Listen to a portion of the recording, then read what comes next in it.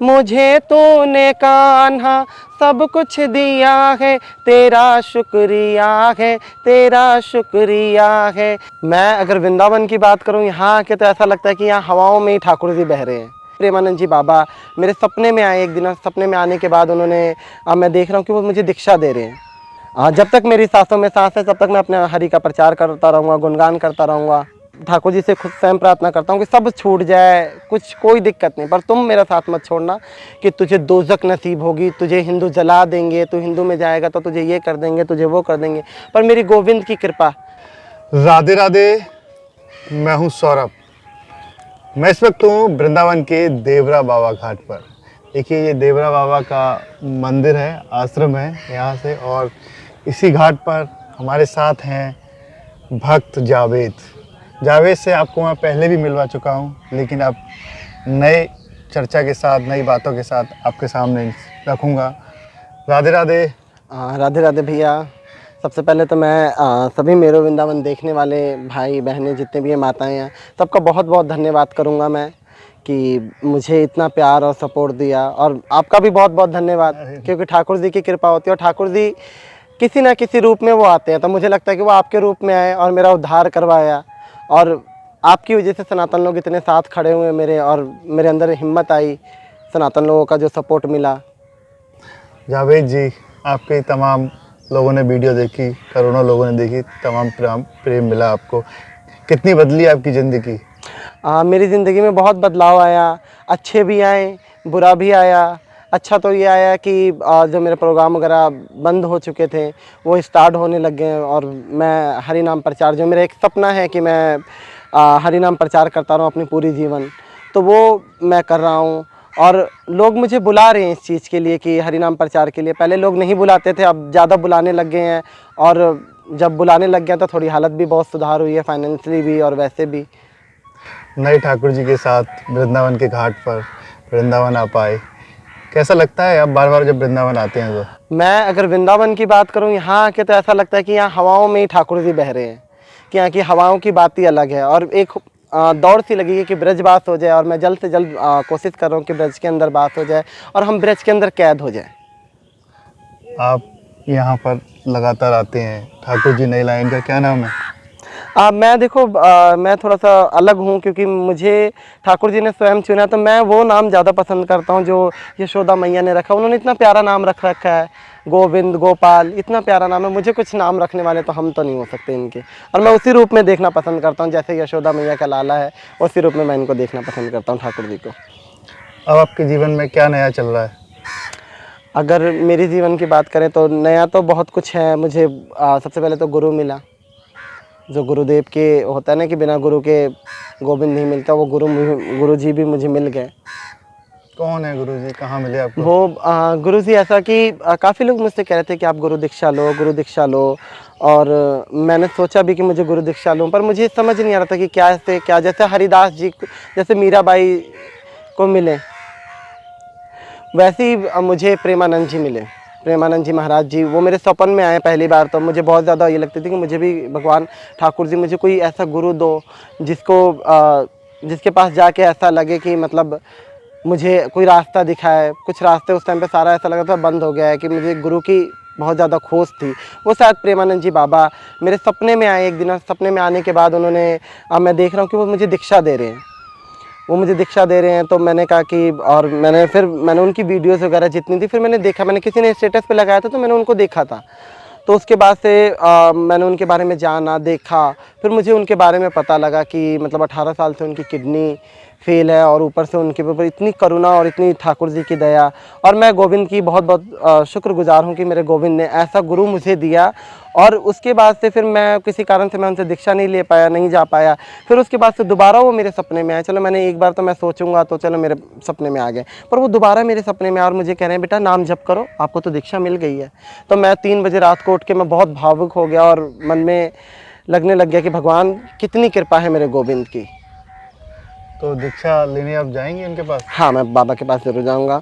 और अगर बाबा आपके चैनल के माध्यम से मुझे देख रहे हैं, तो बाबा मुझ जैसे अवगुणी को आप अपने शरण ले लीजिए और मेरा उद्धार कीजिए। फैमिली की अगर बात करें तो कैसा चल रहा है? जब से आप सनातन धर्म की तरफ आगे बढ़े हैं तो कोई बाधाएं आ रही हैं फैमिली में? हाँ, फैमिली, आपने एक अनिरुद्ध चार्य जी वाला मेरा एक वीडियो बहुत ज़्यादा वायरल हुआ और उसकी वजह से जिनको नहीं भी पता था वो लोग भी मुझे जानने लग गए। मेरे मोहल्ले में, गली में, हर जगह से लोग अब तो जानने लग गए।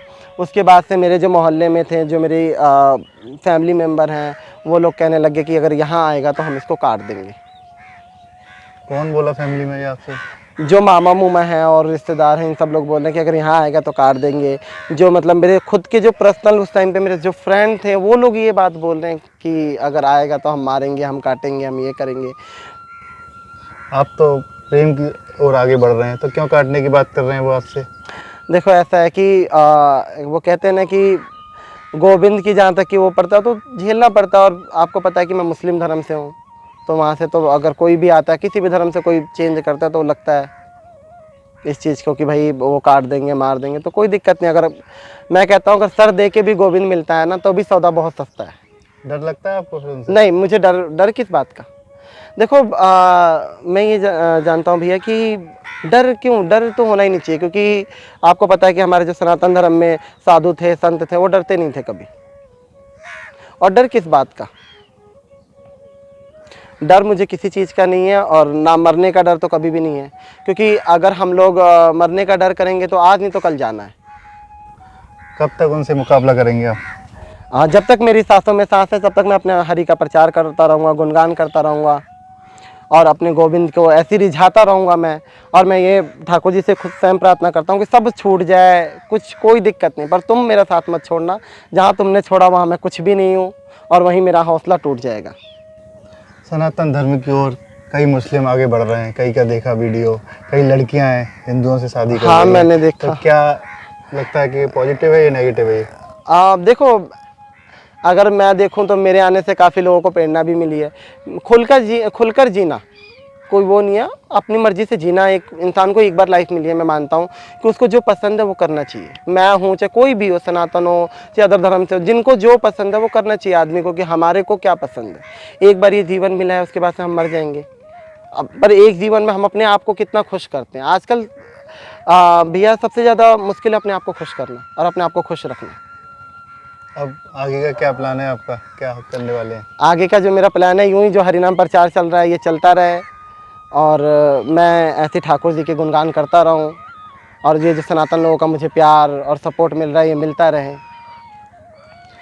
सबसे ज़्यादा भावुक कब होते हैं आप? मैं सबसे ज़्यादा भावुक तो हम ठाकुर जी को मानते हैं, जो गोविंद से प्यार करता हो तो हमेशा भाव में ही रहता है। तो वो तो जो गोविंद के लिए आंसू बहते हैं वो तो आनंद में ही होते हैं। जो दुनिया वाले बहाते हैं वो फिर बड़ी दिक्कत हो जाती है। कि अभी एक बात हुई थी, मेरे मामा ने ही ये बात कहा था कि अगर तुम्हारी माँ मर भी जाती है ना, तो अगर ये आता है तो मैं इसको मतलब मैं धक्का मार के इसको बाहर निकाल दूंगा और मैं कब्रिस्तान तक नहीं जाने दूंगा इसको, और मैं इसके गले में हाथ डाल के बाहर निकाल दूंगा कि तुझे मेरी बहन की शक्ल देखने का कोई हक नहीं। मतलब और भी बहुत सारी चीज़। तो मुझे उस दिन सबसे ज़्यादा मतलब जो होता है ना, अंदर से इस चीज़ का बहुत ज़्यादा मुझे दुख हुआ कि मैं बताओ कि इस टाइप की चीज़ें, एक जो हमारा सनातन धर्म है उसमें, और द्रौपदी मुँह बोली मेरे गोविंद की भाई थी, उसकी चीर बढ़ाई, और ऊपर से मेरे जो मामा है वो अपनी बहन को कह रहे कि अगर मर जाएगी तो। अरे कैसी बात कर रहे हो आप, मरने की बात कर रहे हो? और अपनी बहन को कोई मरा हुआ कैसे देखना चाहता है? मेरे सुन के ये दुख हुआ कि भगवान ना करे मेरे गोविंद मेरी माँ की बहुत लंबी उम्र दे, मेरी भले ही थोड़ी कम दे दे पर मेरी माँ को ज़्यादा दे, क्योंकि उन्होंने जन्म दिया। तो ये मैं आनंद जो कृष्ण से आनंद मिल रहा है ये मैं इस चीज़ का वो हूँ। तो उन्होंने ये बात कही ना, तो उसके बाद मुझे सबसे ज़्यादा दुख मुझे इस बात का हुआ, और हमेशा ज़िंदगी में रहेगा कि उन्होंने ये बात करी। सबसे बड़ी बात कि इसलिए दुख होता है कि एक भाई की मानसिकता देखिए यहाँ पे। तो उनकी बातों को बताते हुए आप भावुक हो गए? होता है कि ये बात दिल पे लगती है ये चीज़ें। माँ के बारे में कोई कुछ बोलता है। मेरे प्रेमानंद जी महाराज कहते हैं कि अगर भगवान सामने खड़े हों और इधर माँ खड़ी है तो सबसे पहले माँ के आगे सर झुकाओ। तो ये संस्कार मुझे सनातन से मिला है, सनातन धर्म में आकर मिला है। तो मैं तो उसी पे चलूँगा ना। और मैंने ये सुना कितना, देखो सनातन धर्म में कितना वो है। मैं वही कह रहा हूँ कि रावण जैसा आदमी अपनी बहन के लिए श्री राम से लड़ जाता है, और मेरे जो मामा है वो अपनी बहन के बारे में ये करें कि वो मर जाएंगी। भगवान क्या जानता है, पहले वो चले जाए। किसी का कुछ भरोसा नहीं है, सांसों का तो कोई भरोसा नहीं, आज है कल नहीं है। सांसों की आपने बात करी है, अभी आप कह रहे थे दफनाने की, आप सनातन धर्म की ओर आगे बढ़े हैं, तो आप जब दफनाना पसंद करेंगे या फिर हिंदू रीति रिवाज से? वैसे तो मैं इस बारे पे मैं कुछ नहीं कहूँगा, क्योंकि इस समय मेरा जब मैं पूजा वगैरह करा करता था, जब मैंने इंटरव्यूज़ वगैरह से मैं दूर रहा करता था, तो लोग मेरे को आके कहते थे कि तुझे दोज़ख नसीब होगी, तुझे हिंदू जला देंगे, तू हिंदू में जाएगा तो तुझे ये कर देंगे, तुझे वो कर देंगे। पर मेरी गोविंद की कृपा, कोरोना आया, क्या तो हिंदू, क्या तो मुस्लिम, क्या तो सभी जल रहे थे उस टाइम पे कोई किसी का वो नहीं था। तो समय का कोई भरोसा नहीं है, समय कैसा आ जाए पता नहीं, मुझे जलाना भी नसीब मिले या ना मिले, या मिट्टी भी नसीब मिले ना मिले, तो समय का कुछ भरोसा नहीं है। पिछली बार आपने बताया था पड़ोसी आपको परेशान करते हैं, नॉनवेज बनाते हैं, फेंकते हैं नॉनवेज को, तो ऐसा अब कुछ सुधार आया कि उस मैंने सनातन लोगों ने मुझे सपोर्ट करा, और जैसे संकीर्तन हुआ तो मैं अच्छे उसमें आ गया हूँ। पर पिछली बार जब आपने इंटरव्यू करा उसके बाद मुझे एक और दिक्कत आई कि कुछ मौलाना मेरे घर पे आ गए, और मेरे को आकर उन्होंने बोला कि मैंने पूछा कि आप लोग कहाँ से आए हो, तो उन्होंने कहा हम बिहार से हैं। तो मैं एक्चुअली बिलोंग बिहार से करता हूँ मैं, तो कह रहा है मैं एक्चुअली बिहार से आए हुए हैं। तो उन्होंने दुकान वालों से पूछा होगा, क्योंकि मैं वहाँ पे था, तो वहाँ तो सबको पता है कि मैं ऐसा हूँ, क्योंकि वो यादवों का एरिया था और यादव थे, तो वो यादव सारे मेरे साथ थे। तो उन्होंने उसके बाद से वो आए, दरवाज़ा खटखटाया, मैंने उसको खोला। मैं शायद इंस्टाग्राम पे भक्तों से बात कर रहा था उस टाइम पे, वो वीडियोज़ भी होगी मेरे पास। तो वो आके मुझे कहते हैं कि भगवान वो नहीं है जिसको हम मानते, जिसको तुम मानते, जिसको हम बनाते हैं, सॉरी, भगवान वो है जिसने ये सूरज बनाया, जिसने ये चाँद बनाया, तो वो भगवान है। यानी मतलब ठाकुर जी के बारे में ही बोल रहे हैं कि मूर्ति पूजते हो, इसका मतलब वही है।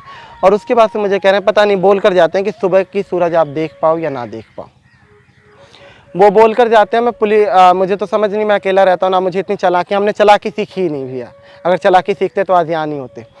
तो क्या हुआ कि मैंने बोला, तो एक भाई ने कहा कि तुम्हें जो पुलिस कंप्लेंट करना चाहिए, तुझे पुलिस कंप्लेंट करना चाहिए। मैंने कहा ठीक है। मैंने पुलिस वाले को फ़ोन करा, तो उन्होंने मेरे को पूछा कि आप कहाँ हो अभी, वो लोग चले गए हैं क्या? तो मैंने कहा हाँ, वो लोग चले गए हैं। तो वो कह रहे हैं कि आप आना, और वो लोग चले गए तो ठीक है, तो फिर आप सुबह आके रिपोर्ट करवा देना। वो मुझे इतनी बड़ी बात बोल कर जाते हैं दिल्ली जैसी सिटी में कि आप सुबह आके रिपोर्ट लिखवा देना, और वो मुझे बोल कर जाते हैं कि पता नहीं कल की सुबह आप देखो या मत देखो। तो मैं बैठा हुआ था, तो एक कोई बंदा जर्मनी से था, तो उनका फ़ोन आया, तो उन्होंने मेरे से पूछा, वो ठाकुर जी का ही कहीं कोई करिश्मा होगा, तो उनका फ़ोन आया, तो उन्होंने मुझसे पूछा कि भाई क्या हुआ। मैंने कहा देखो ना भैया, ऐसी ऐसी बात है और मुझे समझ नहीं आ रहा मैं क्या करूँ। भाई इंसान हो, थोड़ा बहुत डर तो हमें भी लगेगा कि भाई वो ऐसे बोल कर गए हैं। तो वो उस भाई ने वहाँ से जर्मनी से बैठा, वो दिल्ली का ही था, कोई जर्मनी में रहता था, उसने ओला बुक करा और मुझे ब्रज पहुंचाई। उस रात को ब्रज पहुंचाई, फिर मैं ब्रज में आया, फिर उसके बाद से वहाँ से मैंने, जहाँ मैं रहता था वहाँ से मैंने खाली करा। अब सब कुछ ठीक है? हाँ, अब सब कुछ ठीक है, बस फ़ोन आते हैं पाकिस्तान से, कोई दीन की दावत देता है, जिसको खुद आटे की ज़रूरत हो, मुझे दीन की दावत दे रहा है, तो मुझे नहीं चाहिए। सनातन ने बहुत कुछ दिया है मुझे, मेरे गोविंद ने बहुत कुछ दिया, तो मुझे दीन की दावत नहीं चाहिए। मैं सनातन में खुश हूँ, हैप्पी हूँ, मुझे किसी भी चीज़ की, किसी की कोई ज़रूरत नहीं है कि दीन उनकी इस टाइप की चीज़ें मुझे नहीं पसंद। अपनी तरह रखें। चलते चलते कोई भजन जिस मंडली में आप गाते हैं, कोई सुनाना चाहते हैं? मैं भजनों के बारे में तो मैं कंफ्यूज हो जाता हूँ, मैं कौन सा भजन गाऊँ, क्योंकि इतनी सारी हैं। मुझे तूने कान्हा सब कुछ दिया है, मुझे तूने कान्हा सब कुछ दिया है, तेरा शुक्रिया है, तेरा शुक्रिया है, तेरा शुक्रिया है, तेरा शुक्रिया है। एक मैं हूँ सदा मांगता ही रहा, एक तुम हो जो मांगे दिए जा रहे, एक मैं हूँ कभी शुक्रिया ना किया, एक तुम हो जो रहमत किए जा रहे। राधे राधे। राधे राधे, जय श्री कृष्णा सभी को।